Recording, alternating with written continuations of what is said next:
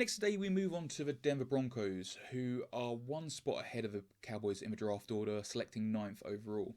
The Broncos have all of their original picks intact, no compensatory selections, but they do have the 7th rounders of the Browns and the Giants. The Broncos finished the 2020 season at 5-11, which was bottom of their division. It's important to keep in mind here the types of players and challenges they regularly come across in the AFC West. As an example, in at least a quarter of their games, they line up against one of either Darren Waller or Travis Kelce. Now, the crux of the draft for the Broncos is whether they go quarterback in the first round or stick with Locke as a de facto starter for another year. If either Fields or Jones is still on the board at 9 and the Broncos like either of those guys, then they may pull the trigger. Alternatively, if one of those players is available at 7, then the Broncos may trade up 2 spots with the Lions to ensure that the Panthers can't make a move. Now, there are lots of arguments both ways on this. Fundamentally, my overarching consideration would be that you're spending a top 10 draft pick, and potentially more if you're moving up, on a guy who is only considered the 4th best at his position in this year's draft. Added to this, another QB would be another admission of failure at the position for General Manager John Elway, and it's not a great look.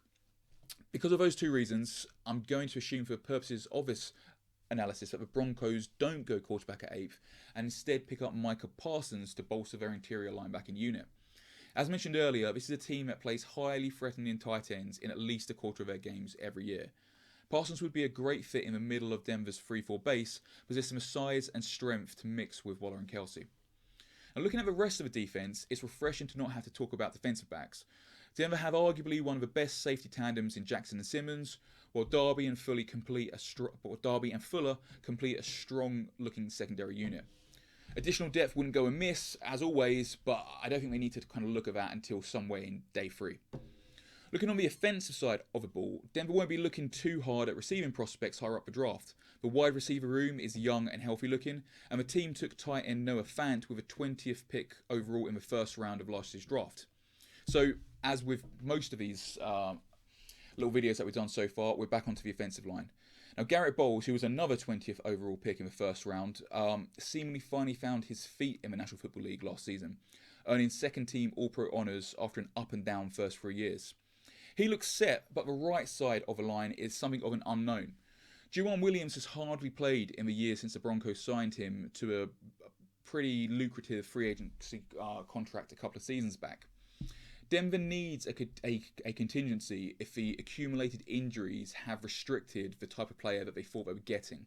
Now, there's a small chance that they target this in round 1, with Rashawn Slater looking a very good prospect as the best lineman not named Penei Sewell.